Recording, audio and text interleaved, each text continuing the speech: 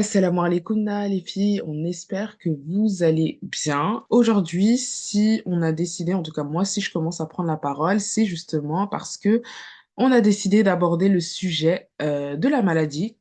Qui dit maladie dit forcément épreuve, donc c'est une épreuve venant d'Allah subhanahu wa ta'ala. Et aujourd'hui, c'est Oubi qui va nous raconter un petit peu son histoire face à l'endométriose. Oubi, est-ce que tu vas bien? Oui, ça va super et toi? Alhamdulillah, ça va nickel. Alors, comment tu te sens là? Stressé, pas Ben, stressé? disons non pas stressée parce que je pense que Alhamdulillah c'est le bon moment. Parce que autant quand j'ai appris que j'étais atteinte d'endométriose et que en même temps on développait Nissa Podcast, je me suis dit un jour viendra où il faudra que je parle de ce sujet parce que c'est une maladie qui touche en fait qui nous touche tous et toutes, qu'on soit malade ou proche de malade parce qu'on connaît toutes et tous une personne, enfin une femme en l'occurrence qui est atteinte de cette maladie. Et donc là aujourd'hui, je me dis Alhamdulillah que ça se passe aujourd'hui parce que là, je dirais que je parlerais d'une épreuve, mais une merveilleuse épreuve. Je me dis, ce corps-là, il ne nous appartient pas. Et si ce corps-là, demain, au jugement dernier, il peut témoigner pour moi qu'il m'a fait souffrir et que, alhamdulillah, j'ai réussi à garder confiance en Allah, en fait, ce corps-là, il a qu'à me faire mal. Tant qu'il m'amène au paradis, ça peut aller. Bien plus qu'un podcast dédié aux femmes, Nissa Nissa Podcast, Podcast, c'est c'est ton ton podcast. podcast. Ici, deux sœurs qui souhaitent qu'à ton tour, tu fasses de tes difficultés la cause d'une force implacable et d'une foi inébranlable. Oui, car Allah ne nous a-t-il pas dit qu'après la difficulté est certes une facilité? Tu es là, nous sommes aussi. Ta Ta voix voix compte, compte, ton ton parcours parcours nous nous inspire. inspire. Assalamu Assalamu alaikum alaikum wa wa rahmatullah wa rahmatullah wa barakatuh. barakatuh. درب العفاف فاسلكي لا تخافي. Alors, moi, j'ai une question à te poser. Donc, l'endométriose, moi, personnellement, je ne savais pas du tout ce que c'était jusqu'à ce que tu m'en parles. Et donc, je pense que nombreuses sont les sœurs qui ne savent pas non plus ce que c'est. Et donc, j'aimerais savoir, toi, à titre personnel, quelle définition tu pourrais donner de l'endométriose. Alors, l'endométriose, bien que j'ai pas les mots scientifiques, etc., mais je vais essayer de schématiser comme moi je le vois. L'endométriose, c'est vulgairement, parce qu'on va le résumer comme ça, c'est la maladie un peu des règles douloureuses, bien qu'il y ait d'autres maladies dans lesquelles un des symptômes principaux, c'est les règles douloureuses. Mais disons que l'endométriose, à l'intérieur, comment ça se passe? Lorsqu'on a nos règles, les filles, on a une muqueuse dans notre utérus qui s'appelle l'endomètre. Et c'est un peu de ce que j'ai compris, un peu le sang des règles. On va dire ça comme ça. Et donc, le sang des règles, il est censé s'écouler du coup à chaque début de cycle, à chaque fois qu'on a nos règles, du coup, s'écouler. Sauf que dans les cas de femmes qui sont atteintes d'endométriose, le sang, au lieu de descendre, il va se mettre à migrer vers d'autres organes. Donc, il va soit rester dans l'utérus et ne pas faire son travail et s'écouler au moment des règles, ou soit migrer en dehors de l'utérus. Donc, ça peut atteindre la vessie, les trompes, ça peut atteindre l'estomac, énormément d'organes. Et ça va agir comme un peu une espèce de chewing-gum qui va se coller sur chacun de vos organes. Et forcément, quand vous avez du chewing-gum, par exemple, sur votre vessie, entre votre vessie et, je sais pas, votre estomac ou je sais pas, donc ça va coller les organes entre eux. Et donc, ça va former ce qu'on appelle des adhérences. Et donc, à chaque cycle, ça va être douloureux parce que ce sang-là, il saigne à chaque cycle et donc ça brûle, ça fait mal. Bon, je dis que c'est la maladie des règles douloureuses, enfin un peu pour thématiser, mais il y a des femmes également qui sont atteintes d'endométriose et qui n'ont pas de règles douloureuses. C'est pour ça que c'est une maladie très très fourbe quand même. Et justement, je voulais savoir au niveau des effets, qu'est-ce que ça peut véritablement te faire, hormis le fait que tu sois atteinte de règles douloureuses? Est-ce qu'il y a d'autres effets qui peuvent te toucher? Ouais, il y a énormément de symptômes différents. Après, tu fais bien de le dire parce que mes symptômes ne vont pas être les mêmes symptômes qu'une autre femme. Pour chaque femme, il y a une endométriose et c'est ce qui est super compliqué avec cette maladie. Concernant les symptômes, il y a bien sûr du coup les règles douloureuses, ce qu'on appelle les dysménorrhées. Il y a les douleurs pelviennes chroniques. Quand on dit pelvienne, c'est toute la zone qui va toucher l'organe reproducteur. Donc un peu c'est toute la zone du bas du ventre. Et chronique, ça veut dire que c'est pas.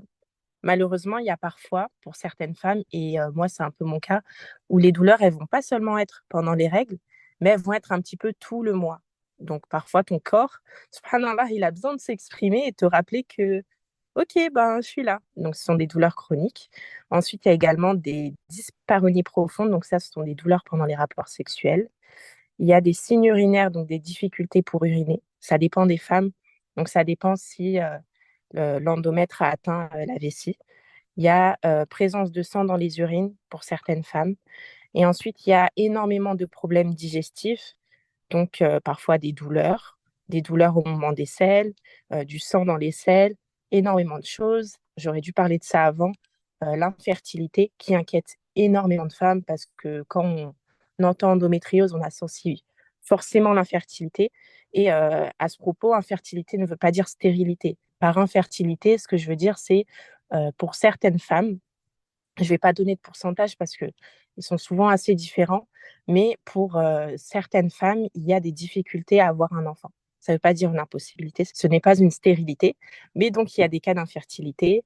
Il y a également pour d'autres symptômes le ventre, des ballonnements du ventre, donc c'est avoir le ventre d'une femme enceinte, subhanallah. Il y a la fatigue chronique, donc c'est une énorme fatigue. Pour celles qui ont eu le Covid et qui ont eu un Covid très symptomatique, ben, ça se rapproche beaucoup de la fatigue du Covid au quotidien. Et il y en a beaucoup, mais ça dépend beaucoup des femmes. Eh ben, écoute, merci. Merci, Oubi, pour ces explications, pour ces symptômes, et ça rejoint même ma prochaine question, à savoir quels sont les signes précurseurs. Parce que c'est vrai que l'endométriose, en fait, on ne connaît pas réellement les signes précurseurs. Enfin, là, tu nous as cité les symptômes, mais on ne fait pas tout de suite le lien avec l'endométriose. C'est-à-dire que moi, par exemple, si j'ai un coup de fatigue énorme, comparable à le coup de fatigue qu'on peut avoir quand on a le Covid, je vais pas forcément faire le lien avec l'endométriose. Et d'après ce que j'ai cru comprendre, ce sont un enchaînement de symptômes qui arrivent à une conclusion de l'endométriose, si j'ai bien compris. Mais toi, quels ont été tes signes précurseurs qui t'ont fait dire, là, faut que j'aille consulter, c'est grave. Alors moi, c'est une longue histoire et c'est pour ça que je voulais en parler aujourd'hui parce que je trouve que les femmes, et spécialement les femmes, on est vraiment douées pour ignorer nos symptômes, ignorer notre corps.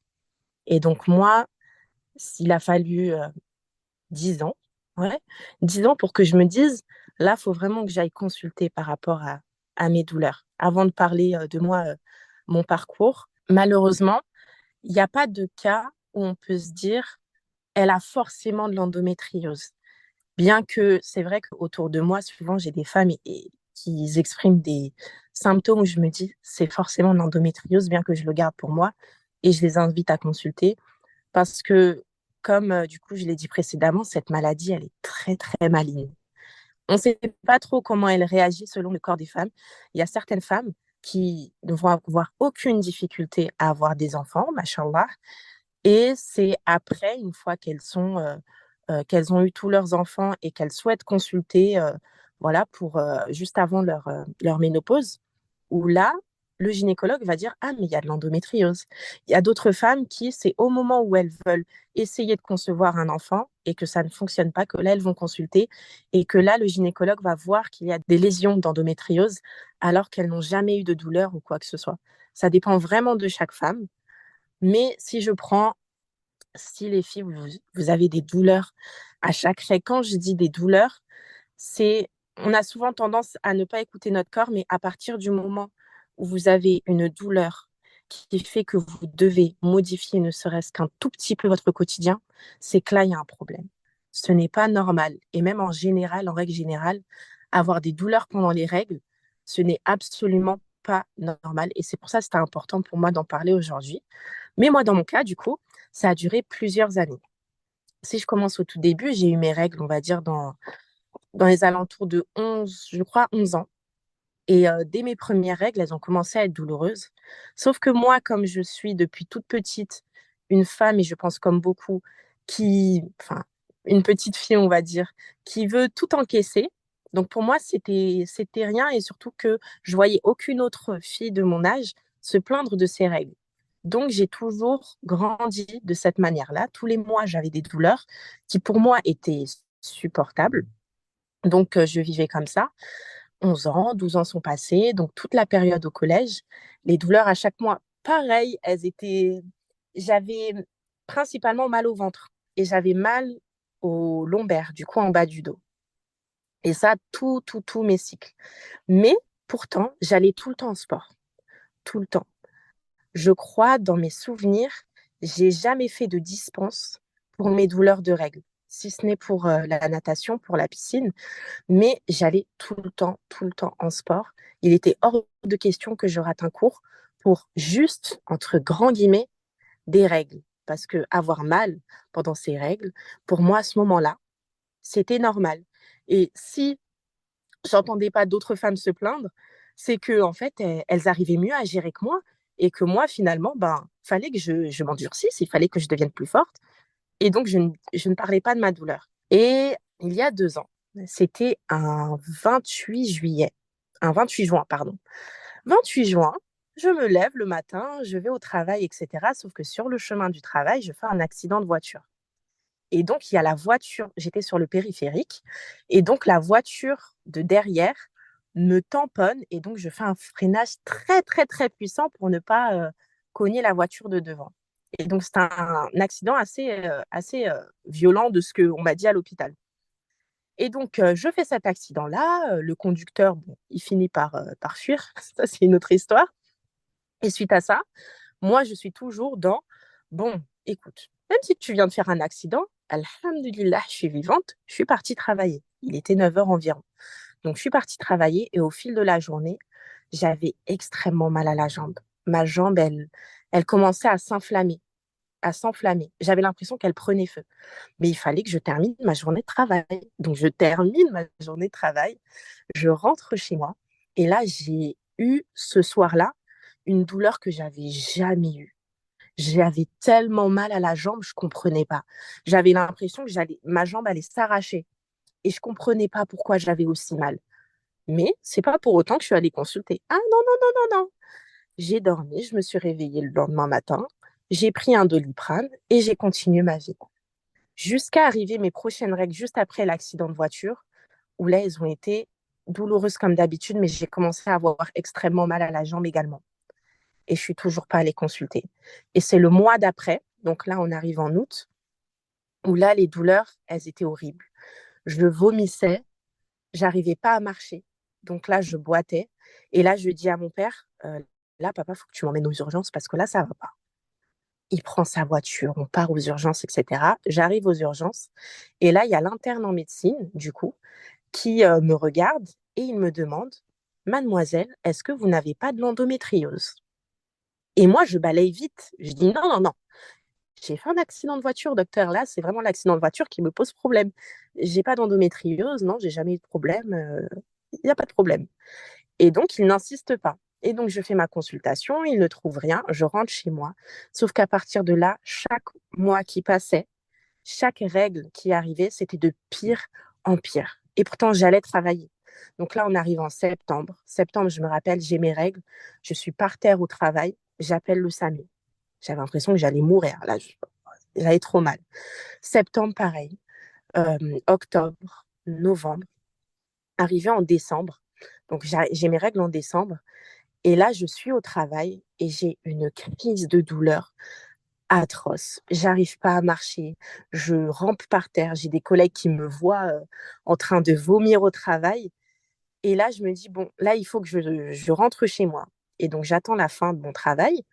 Je rentre chez moi et sur le volant, la douleur, elle a augmenté, augmenté, augmenté. Et elle était tellement forte, j'avais mal en fait tout le ventre, en bas du ventre, le dos et surtout ma jambe où j'avais l'impression qu'elle prenait feu. C'était juste horrible. Et donc, j'avais mal et je conduisais. Et à un moment, je me suis sentie en fait partir. J'ai senti que j'ai eu un moment d'absence en fait au volant. Et ce qui m'a réveillée, c'est une voiture à côté qui a klaxonné parce que je commençais à sortir de ma trajectoire. Et là, je me réveille vite, je me remets droite. Et c'est à ce moment précis où je me suis dit, en fait, c'est pas normal. Pourquoi c'est pas normal? Parce que là, je me suis dit, mais Oubaïda, d'ailleurs, dans ce podcast, je vais dire mon prénom parce que je veux pas que l'endométriose ce soit un sujet tabou. Donc, je vais pas me cacher derrière mon surnom Oubi. À ce moment-là, je me suis dit, Oubaïda, là, il faut que tu ailles consulter, c'est pas normal. À tes prochaines règles, arrivant en janvier, si on ne trouve pas ce que tu as, tu vas mourir. Pour moi, j'allais mourir. J'allais mourir sur la route. Il fallait absolument que je consulte. Et donc, j'ai fait tous les tours impossibles. Là, c'est le moment où tu fais ta shahada. Écoute, si je meurs, au moins, j'aurais fait ma shahada et tout. Alhamdulillah, je suis rentrée chez moi. Et donc, c'est à partir de ce moment-là où toute la nuit, j'ai regardé ce qu'était l'endométriose. Et là, en fait, j'ai compris que, en fait, peut-être que j'avais ça. Et je me suis reconnue dans tellement, tellement de symptômes que je me suis dit, ben, en fait, il faut que je consulte. Donc, c'est à ce moment-là que je me suis dit que c'était pas normal. Mais il a fallu quand même beaucoup de choses, quoi.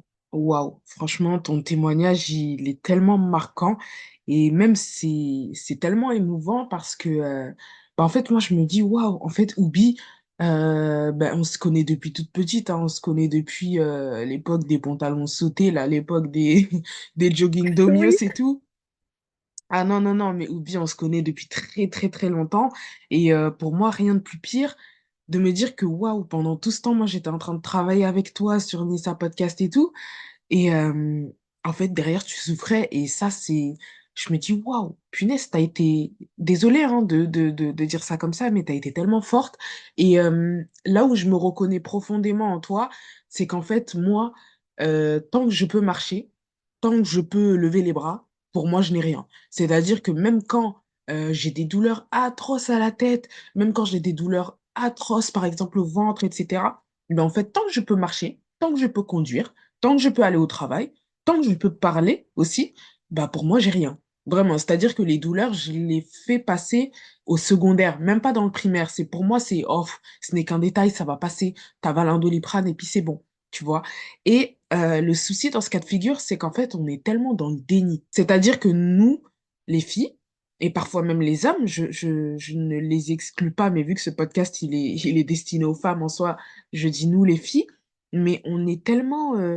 en fait, on attend réellement un facteur extrême pour pouvoir aller consulter. La plupart d'entre nous, on est comme ça. C'est-à-dire, on va pas aller consulter du tac au tac. Hein. À partir du moment où on a une petite douleur, on va pas se dire, ah, on va consulter. Non, on attend vraiment que c'est une douleur extrême, quasiment insoutenable. Et c'est là où on se dit, ouais, c'est pas normal. Alors que auparavant, il y a eu tellement de signes précurseurs, mais en fait, on les a balayés. Vraiment, on les a balayés et comme tu l'as très justement souligné, tant que personne ne s'en est plaint autour de moi aussi, eh ben, je dis rien. Je reste dans mon coin. Et encore plus quand tu es jeune, en fait, quand tu es au collège, etc., forcément, c'est pas tous les jours que tu vois une personne qui se plaint de ce genre de douleur. Et toi, tu ne sais pas vers qui te tourner, à qui en parler. Même si tu es jeune, même si tu es âgé, au début, on ne sait pas à qui en parler parce qu'on se dit, c'est une douleur comme une autre. C'est vrai, mais qu'est-ce que j'en fais de cette douleur? Par où commencer? Et c'est vrai qu'on est un petit peu perdu et c'est justement moi, ma question, Oubi, vers qui on se tourne quand, dès l'instant T où justement, en fait, tu as le déclic de te dire, ah, là, c'est pas normal. Et dès l'instant T où tu apprends que tu as de l'endométriose, je suppose qu'il y a des spécialistes en la matière, mais toi, vers qui tu penses qu'on peut se tourner de prime abord? Et qui consulter surtout? La première chose quand on a le déclic, euh, de se dire, bon là, il faut que j'aille consulter. La première chose, je pense, à faire, c'est se poser, s'asseoir, inspirer profondément et expirer. Pourquoi je disais ça? Parce que souvent, en fait, dans la tête, ça tourne tellement, tu réfléchis tellement, mais et s'il y a ça, et s'il y a ceci, et s'il y a cela, qu'en fait, il faut juste se poser et se dire, Alhamdulillah, il n'y a pas mort d'homme. Ça ira, il y a toujours des solutions. Et donc, dans un premier temps, il faut souffler. Ensuite, il faut consulter. Et dans le cas de cette maladie, comme malheureusement, très peu de médecins, de plus en plus, hein, mais il n'y a pas beaucoup de médecins qui sont formés sur cette maladie. J'ai appris que dans les études de médecine, il n'y a qu'un petit chapitre en fait qui est réservé à l'endométriose et on le survole généralement. Donc en fait, il faut chercher des médecins spécialisés un peu dans cette maladie. Et pour ça, vous avez l'association Endo France où sur leur site internet, il y a toute une liste de médecins qu'ils recommandent. Ils sont capables de diagnostiquer ce genre de maladie. Donc la première chose, c'est de chercher un médecin spécialisé qui pourra dans ce cas-là vous prescrire des examens. Et donc ce qui est le mieux, c'est une IRM pelvienne. Parce que pourquoi je dis ce qui est le mieux? C'est parce que dans le cas d'une échographie, donc moi du coup j'ai fait une IRM pelvienne pour mon diagnostic, mais il y a parfois également certaines personnes qui vont vous faire une IRM et on ne verra absolument rien. Aucune maladie, aucune lésion d'endométriose, aucun kyste si vous avez des kystes, vraiment rien du tout. Pourquoi? Parce que ces personnes ne sont pas formées et ne savent pas, malheureusement, diriger l'examen pour qu'ils puissent diagnostiquer ce genre de maladie.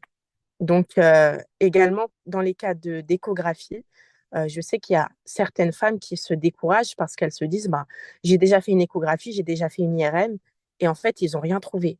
Mais malheureusement, et c'est ce qui est très embêtant, c'est que même s'ils n'ont rien trouvé, ça ne veut pas dire qu'il n'y a rien. Parce que peut-être qu'ils n'ont pas réussi à justement mettre la main dessus. Donc, cherchez vraiment quelqu'un qui est spécialisé. Mais moi, du coup, juste après cette prise de conscience, je me suis dit absolument, il faut que j'aille consulter.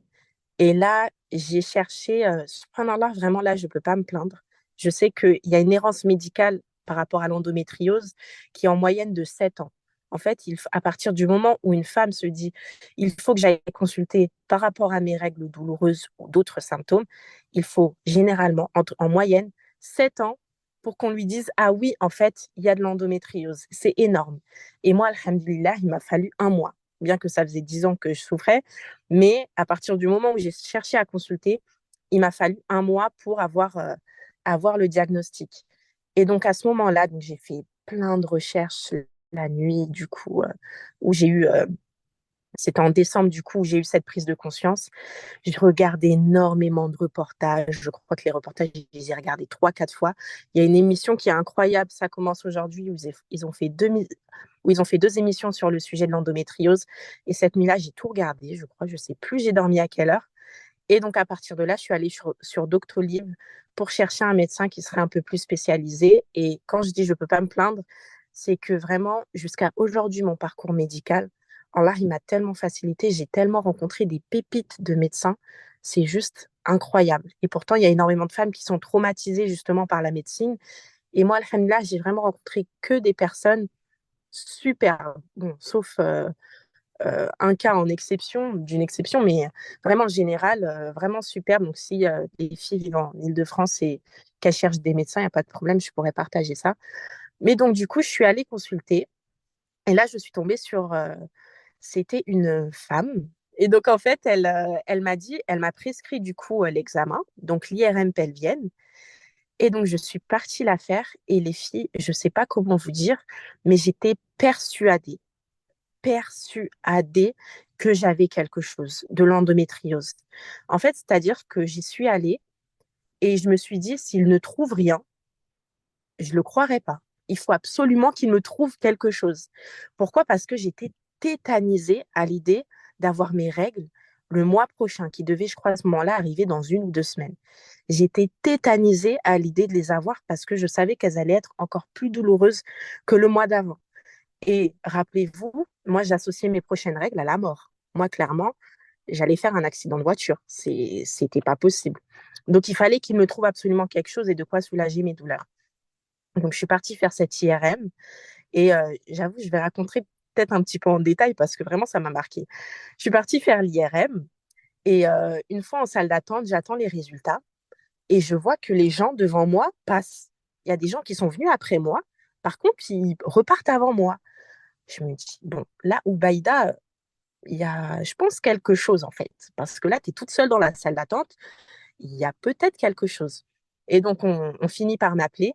Et c'est là où le médecin, du coup, m'annonce le diagnostic, du coup, de l'endométriose. Elle dit le lieu des lésions, etc. Et elle m'annonce également une autre maladie, du coup, qui s'appelle l'adénomiose. Et donc, l'adénomiose, ça, c'est également de l'endométriose parce que ça a le même système un peu que je vous expliquais au début, mais c'est localisé dans l'utérus. Et donc, elle m'annonce ça, et puis je retourne à ma voiture, et là, je me dis, bon, ok, au moins j'ai la réponse.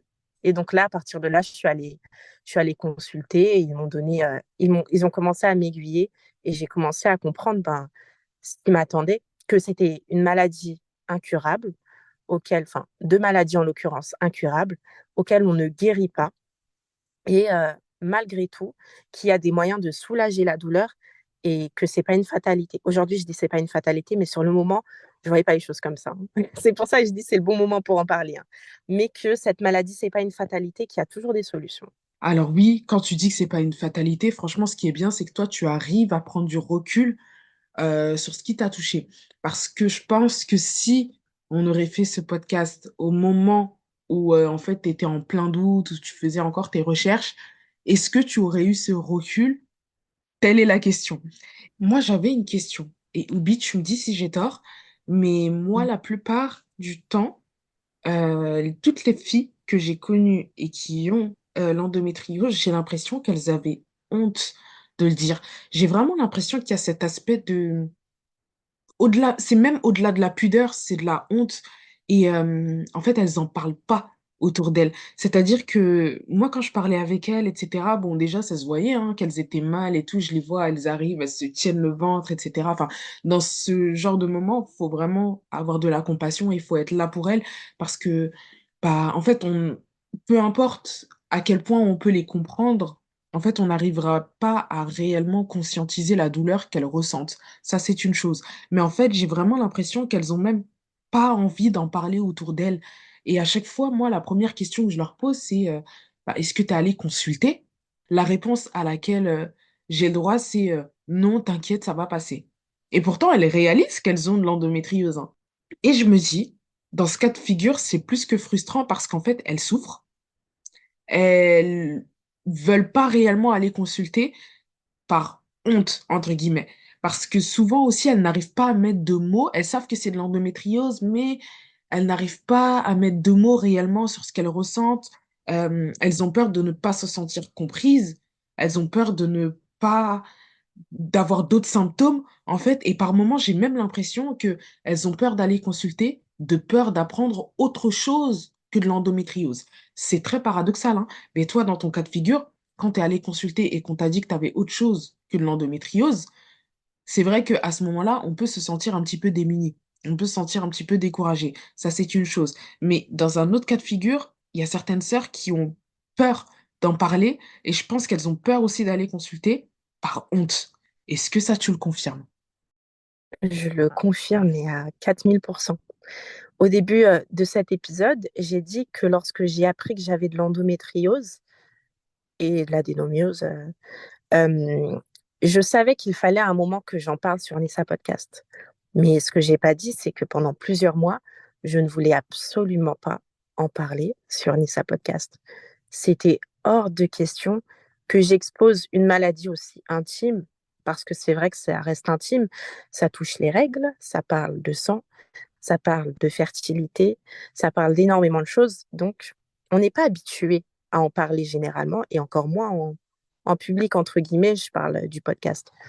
Donc, je comprends totalement les sœurs qui ont de un honte et les sœurs qui ont peur. Je comprends parce que c'est deux sentiments que j'ai déjà ressentis. Par contre, aujourd'hui, il est hors de question d'avoir honte. Il est hors de question d'avoir honte et c'est pour ça que j'en parle. Pourquoi? Parce que lorsque je me suis dit, non, Obaïda, tu vas quand même pas parler de ce sujet sur Nessa Podcast, j'ai eu une autre voix dans ma tête qui m'a dit, quel est le premier sentiment que tu as ressenti quand tu as appris ton diagnostic? Et après la tristesse, ça a été la colère. J'étais tellement en colère, maman. Oh là là.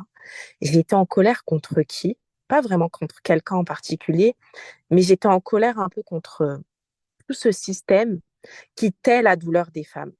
J'étais en colère parce que une fois que j'ai appris que j'avais de l'endométriose et que du coup j'ai commencé à en parler autour de moi, à ma famille, à mes amis, à mes collègues, là à ce moment-là, j'ai commencé à entendre ah mais moi aussi j'ai des règles douloureuses. Ah mais tu sais mais ta tante elle a ci. Ah mais ta cousine elle a ça. Ah mais un tel tu sais que elle aussi elle a touché enfin elle a fait tel parcours pour avoir un enfant etc. Et en fait j'avais de la colère parce que je me suis dit mais pourquoi on nous en parle pas? Pourquoi on tait justement ces cas-là? Parce que peut-être que je serais allée consulter plus tôt si ces femmes-là avaient parlé de leurs symptômes, de leur maladie. Et donc, sur le moment, à l'instant T, j'avais énormément de colère. Et j'ai repensé du coup à cette colère et je me suis dit, Oubaïda, il faut que tu en parles. Tu es obligée d'en parler. Pourquoi? Parce que ne serait-ce que si une femme se reconnaît, peut-être qu'elle ira consulter, justement, elle se rendra compte qu'il faudra consulter. Et elle ne pourra pas dire qu'elle n'aura jamais entendu parler de cette maladie. Et peut-être que si une femme qui n'a aucun symptôme actuellement, mais qui pense à une sœur, une amie ou une collègue en écoutant ce podcast, et là lui soumet l'idée d'aller consulter, en fait, j'aurais gagné.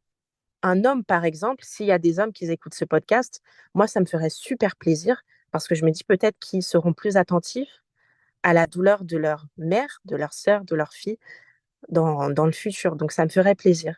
Donc, je comprends en fait cette honte, mais on n'a pas à avoir honte. On n'a pas à avoir honte d'une épreuve qu'Allah nous donne. C'est pas une honte. Qadar Allah, c'est la volonté d'Allah. Donc, ça, je le dis aujourd'hui. Il y a un an, j'aurais été incapable de vous dire ça.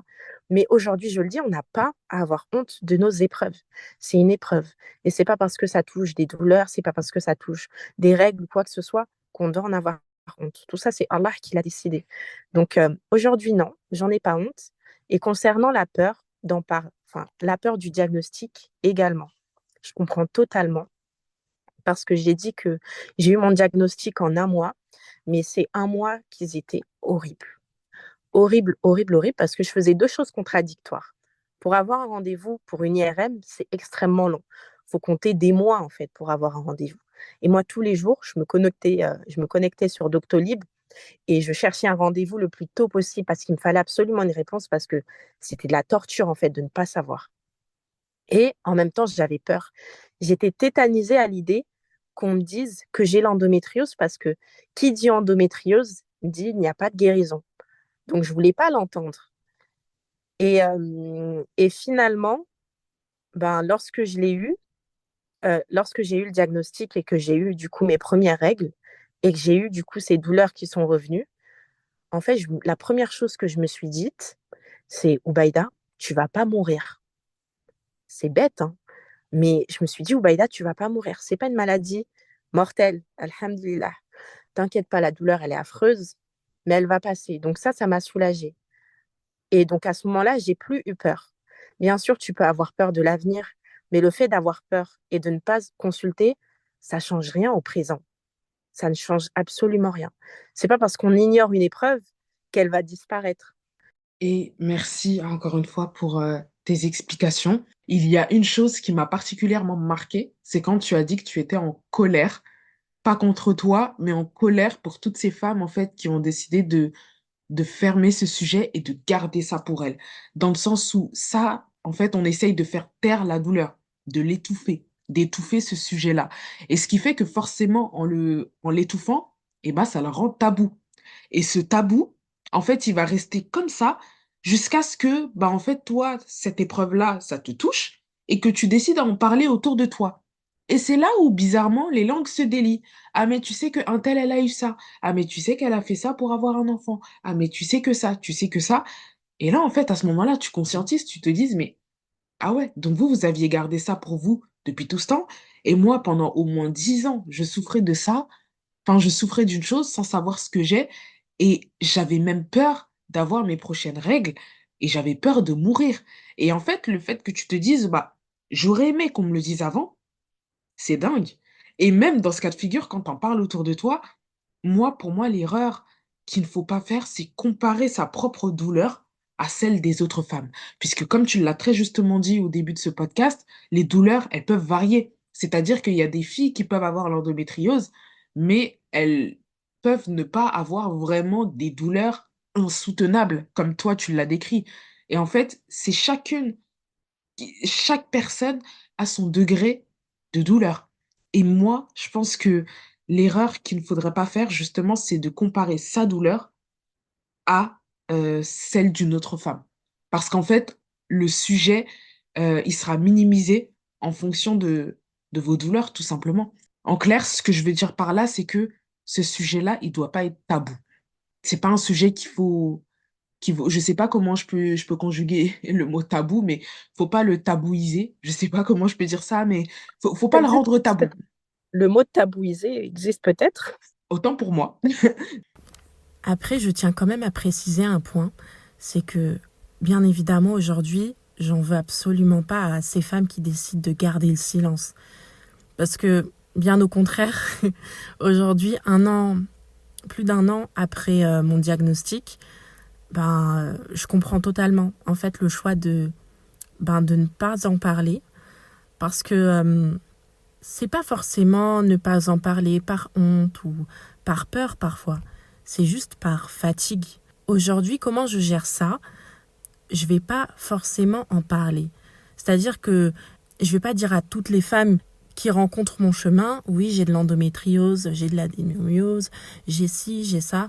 Non, en fait, quand je vais avoir des femmes qui présentent plusieurs symptômes, je vais fortement leur conseiller de consulter. Et si elles décident de ne pas consulter, bon, si vraiment je trouve que c'est nécessaire et que ça appuierait mes arguments de dire que j'ai de l'endométriose et de l'adénomiose, j'hésite pas à le faire. Mais disons que je le dis plus systématiquement parce que ça reste quand même une part de mon intimité et je le dis plus, surtout par fatigue.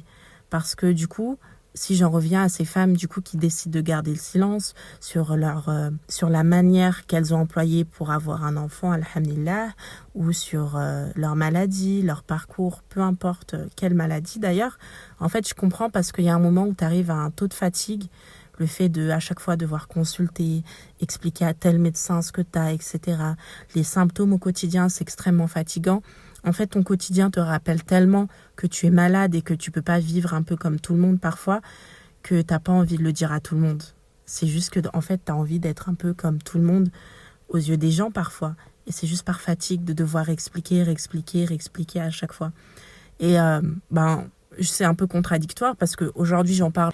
Mais si j'en parle aujourd'hui, c'est parce que, comme on a Nissa Podcast, j'ai l'impression d'avoir une responsabilité envers vous les filles qui nous écoutez, étant donné qu'on est écouté, alhamdulillah, par une écrasante majorité de femmes.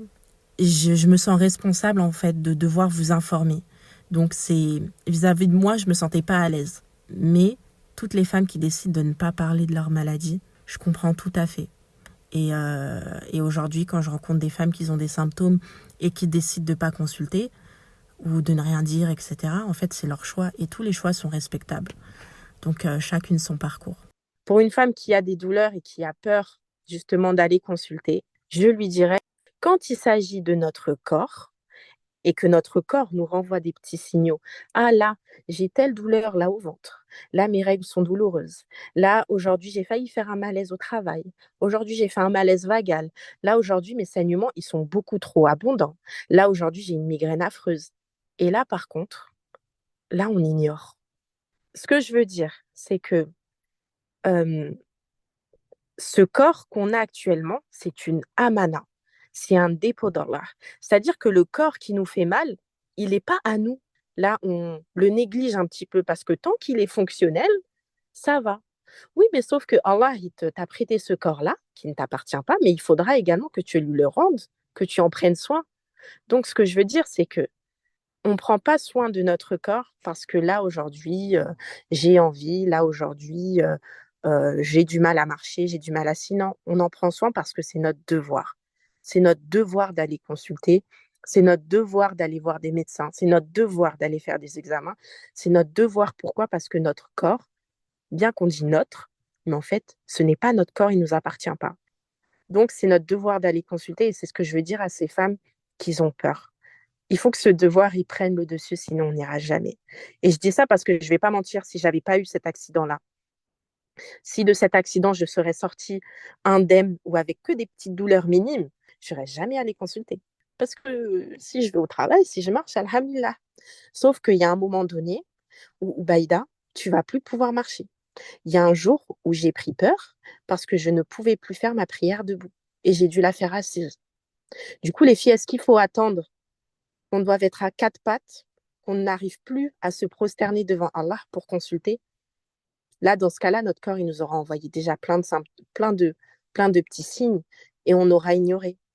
J'en viens aussi à caser un petit rappel aussi. Concernant l'endométriose, bah, en fait, les filles, vous l'aurez compris, il faut s'en remettre également pleinement à Allah. Sachez que si cette épreuve, elle vous a touché, c'est Allah qui l'a décidé. C'est pas vous qui êtes allé titiller la maladie et hop, ça vous a atteint. Non, c'est Allah qui l'a choisi pour vous. Et comme Oubi elle a dit, et comme on le sait, c'est votre corps est une amana, c'est un dépôt auprès d'Allah. Ce corps, il ne vous appartient pas.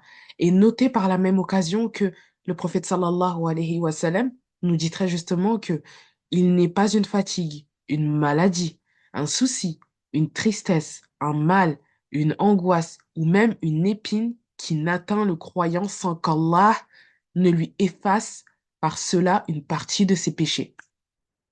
Est-ce que vous avez bien compris? Bien sûr que ce hadith que je viens de citer est authentifié et rapporté par Al-Bukhari. Il faut que vous conscientisez qu'en fait, c'est comme ça qu'il faut réussir à accepter cette maladie, accepter l'épreuve qui nous touche, parce que, bah, en contrepartie de la maladie qui vous touche, sachez que ça, c'est un autre moyen d'expiation de vos péchés. Et, subhanallah, mais Allah, il nous a tellement montré des façons de nous purifier que même dans la maladie, quand tu souffres, bah, en fait, tu as une contrepartie. Et même, par exemple, on le sait, hein, quand tu fais tes ablutions, etc., ben ça, pareil, c'est un autre moyen d'expiation de tes péchés. Plein de petits gestes comme ça du quotidien qui font que, en fait, on n'a pas d'excuse pour se plaindre concernant l'effacement de nos péchés. Même dans la maladie, sache que quand, par exemple, tu n'es pas à même de prier, par exemple, debout et que tu te dois de prier assise, bah, même là, tu as des récompenses. Donc moi, j'en viens à ma question, quelle excuse avons-nous, les femmes, pour ne pas aller gratter des récompenses? Parce que dans chaque situation, on peut également gratter des récompenses. Oui, la maladie, c'est une épreuve, mais sachez qu'il y a une contrepartie. Et comme Oubi, elle l'a rappelé aussi tout à l'heure, quand tu penses à l'au-delà, ben la maladie, tu l'acceptes mieux. Je voulais savoir, moi j'avais une dernière question. Oui, dis-moi. Face à l'endométriose, lorsque tu dis que cette maladie, elle est incurable, c'est vrai qu'elle est incurable, mais quels sont les conseils que toi, les médecins te donnent pour soulager cette même maladie? Est-ce qu'il y a des médicaments? Est-ce qu'il y a, par exemple, des exercices physiques à faire pour calmer la douleur? Enfin, sincèrement, je te dis ça d'un point de vue extérieur parce que je sais que bah, nous et les autres femmes qui n'ont pas vécu cette maladie-là, en fait, c'est vrai qu'on se dit, bah, au cas où ça peut toucher une de nos proches, au moins, nous, on peut lui conseiller, tu vois. Et même lui donner des conseils, ça permet à cette même proche qui est touchée par cette épreuve, bah, de ne pas se sentir seule. Quelles sont les choses qui sont mises en place pour atténuer cette douleur-là, cette maladie? Alors oui, alhamdulillah, il y a plusieurs moyens de soulager la douleur, mais malheureusement, il y a toujours un mais, ça ne fonctionne pas pour toutes les femmes. En fait, c'est à chacune de nous de trouver un petit peu nos recettes, ce qui fonctionne avec notre corps. Mais disons que pour soulager la douleur, il y a des antidouleurs plus ou moins forts qui peuvent aller jusqu'à de la morphine pour certaines femmes. Et parfois, ces antidouleurs ne fonctionnent pas, donc essayez de se tourner vers la médecine alternative, kinésithérapie, l'ostéopathie, toutes les médecines alternatives en fait qui sont bonnes à prendre, bonnes pour notre corps. Ben c'est bon à prendre. Dès qu'on a un diagnostic, les médecins vont nous prescrire une pilule directement. C'est un réflexe. Ou même quand juste une femme va présenter des douleurs de règles ou un cycle irrégulier, la pilule directement. Mais la pilule, disons que j'ai pas un avis tranché. Je dirais pas je suis pour, je suis contre. Parce que moi, dans mon cas, alhamdulillah, elle m'a beaucoup aidée dans les douleurs de jambes que je vous disais, qui vraiment c'était affreux. Donc ça a beaucoup calmé ça. Mais ça m'a créé d'autres symptômes. J'ai eu une très mauvaise réaction à la pilule, qui fait qu'aujourd'hui, c'est pas l'endométriose qui me fait le plus souffrir au quotidien, ni l'adénomiose, mais c'est bien les effets secondaires que j'ai eu après la pilule. Donc, lorsque j'ai pris la pilule, en fait, les mois passaient, et mon état se dégradait. C'était vraiment affolant, j'avais du mal à marcher, vraiment des symptômes que j'aurais jamais pensé avoir. Vraiment, c'était assez effrayant. Donc, j'ai eu une très mauvaise réaction à la pilule. Aujourd'hui, j'en fais encore les frais. Donc, c'est pour ça que je conseille pas tant la pilule. Je diabolise pas parce que j'aime pas cette prise de position de diaboliser la pilule. Oui, c'est pas naturel. Ça fait pas vraiment du bien à notre corps, mais parfois, en fait, on arrive à un tel taux de douleur, à un tel niveau de douleur, que je comprends tout à fait qu'il y ait des femmes, et moi y comprise à un moment, en fait, tu te retournes tout simplement vers la pilule. Donc, je diabolise pas, je dis pas oui, pas non, mais si on décide de la prendre, il faut que ce soit un dernier recours. Vraiment en dernier recours, lorsqu'on a essayé tous les antidouleurs, la médecine alternative, les plantes naturelles, les compléments alimentaires, tout ça. Et si vraiment rien ne fonctionne, pourquoi pas se tourner vers la pilule à la rigueur, mais il faut aussi se renseigner sur nos antécédents familiaux, s'il y a eu des mauvaises réactions à la pilule dans nos familles, etc. C'est très important parce qu'aujourd'hui, j'ai eu une très très mauvaise réaction à la pilule. Les filles, aujourd'hui, on ne sait toujours pas pourquoi j'ai eu cette réaction, pourtant j'en souffre toujours. Donc voilà, c'était une grosse parenthèse sur la pilule, tout ça pour dire que on priorise pas la pilule, bien que ça peut soulager des douleurs, parce que de ce qu'on m'a expliqué, ça calme le cycle. Mais aujourd'hui, j'en paye les frais d'avoir pris la pilule, bien que ma réaction, c'est un cas très rare de ce qu'on m'a dit. Mais aujourd'hui, disons qu'en plus de souffrir des séquelles de l'accident de voiture, je souffre de ces effets de la pilule, plus de l'endométriose, plus de l'adenomyose. Donc ça a allongé un petit peu la liste, alhamdoulilah. Et sinon, un moyen aussi de soulager les douleurs, ou en tout cas de traiter l'endométriose, bien qu'encore une fois, elle ne guérisse pas.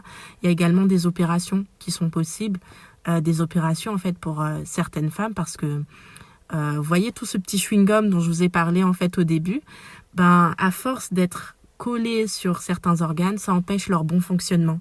Et en fait, ça devient invivable, autant les douleurs que d'autres symptômes en fait liés à ces adhérences en fait sur les organes, ça devient invivable pour certaines femmes. Et donc l'opération va servir à diminuer ces adhérences, mais malheureusement en fait, c'est pour ça qu'il faut l'éviter à tout prix cette opération, parce que ça peut revenir, et ça peut revenir en force. Et justement, moi, j'aurais aimé savoir, toi, quels conseils tu peux donner à chacune des sœurs qui seraient touchées par cette maladie et qu'est-ce qu'elles doivent faire? Qu'est-ce que toi, à titre personnel, maintenant que tu le vis, qu'est-ce que tu peux leur conseiller réellement? Si je peux conseiller quelque chose à une femme atteinte d'endométriose, je pense que je ferais plutôt un message général, entre guillemets. Je sais que dans cet épisode, j'ai eu des propos très positifs, parce qu'en fait, ça fait partie de ma personnalité. C'est de cette manière que j'aime transmettre un petit peu mon vécu. Donc, je sais que j'ai eu des propos très positifs, alhamdulillah, parce que ça aide beaucoup. Mais je tiens quand même à dire que c'est normal d'avoir des phases tristes, d'avoir des phases down, d'avoir des phases où on ne voit pas le bout du tunnel, parce que ça fait partie de cette épreuve, ça fait partie de la maladie. Donc, je dirais aux femmes, déjà dans un premier temps, malades tout simplement, que bien sûr c'est passager, mais acceptez également vos phases compliquées. Ne culpabilisez pas, vous avez le droit parfois de craquer, c'est humain, ça fait partie d'une épreuve. Si c'était facile, ça ne s'appellerait pas une épreuve. Donc acceptez ces phases-là, et également faire preuve de miséricorde avec son corps. J'ai beaucoup hésité à utiliser ce mot-là, mais je pense que c'est vraiment ce que je veux dire, faire preuve de clémence, de miséricorde avec son corps. Ne pas se dire que notre corps est là contre nous. Cette vie, c'est un combat. On doit se battre avec notre corps, avec notre maladie, et non contre notre maladie. Et ça, c'est super important. Et tout comme on a souvent de la miséricorde, de la rahma envers nos enfants, nos nièces, nos neveux, on se doit également de l'avoir envers notre corps, parce que ça reste un ami. Sans lui, on ne ferait pas grand-chose, et je n'enregistrerais même pas ce podcast avec Mama. Donc, s'écouter, c'est important. Et en parlant d'écouter également, les sœurs qui nous écouteront, qui ont peur d'aller consulter, les filles, si vous avez peur de consulter suite à des douleurs de règles ou une quelconque autre maladie que vous soupçonnez d'avoir, prenez votre temps. Prenez votre temps, parce que c'est normal d'avoir peur. Prenez votre temps, et je pense sincèrement qu'il y a un temps pour consulter. Il y a parfois, on n'est pas prête à avoir une réponse. Donc, voyez quand c'est le moment pour vous. Ne vous pressez pas non plus, parce que pour recevoir un diagnostic, il faut être prête et il faut être bien accroché. Mais tout autant, ne fuyez pas. Ne fuyez pas cette épreuve, ne vous fuyez pas vous, parce que dans tous les cas, quelle que soit l'issue de cette consultation que vous ferez, Inch'Allah, dans tous les cas, l'issue, elle sera merveilleuse. Merci, Oubi, pour ton témoignage. Je pense que ça va vraiment en aider plus d'une. Même moi qui t'écoute là, ben, franchement, j'en tire de belles leçons. Et merci à toutes les sœurs qui partageront également ce témoignage, qui partageront les conseils qu'Oubi vous a donnés. Et en tout cas, nous, on se dit à la prochaine pour un tout nouveau podcast. Et comme d'habitude, si vous avez besoin de quoi que ce soit, si vous avez besoin de parler, si vous avez besoin de vous confier, n'hésitez pas. Nous sommes toujours là, nos DM sont toujours ouverts. Sur ce, bah, les filles, on vous souhaite une très belle journée pour toutes celles qui regardent ça en matinée et une très belle nuit pour celles qui regardent ça en soirée. Prenez soin de vous et on se dit à la prochaine. Assalamu alaikum. Salam alaikum. Merci pour ce temps partagé avec nous. On espère que tu as passé un bon moment en notre compagnie. Si tu estimes que cet épisode peut être utile à une autre femme, on compte sur toi pour le lui partager. Tu peux également d'ailleurs noter cet épisode sur ta plateforme d'écoute préférée. Ta voix compte. Alors si tu souhaites nous partager une épreuve ou un bonheur qui a marqué ta vie, tu peux nous envoyer ton témoignage par mail ou bien pourquoi pas nous raconter ton histoire de vive voix dans un prochain épisode. Car oui, Nissa Podcast reste la voix des femmes qui s'écoutent et s'entraident. Cet épisode prend fin ici, mais notre relation, ma sœur, continue d'exister. Alors on reste à ton écoute comme toujours. Prends soin de toi et n'oublie surtout pas une chose. Allah est avec toi.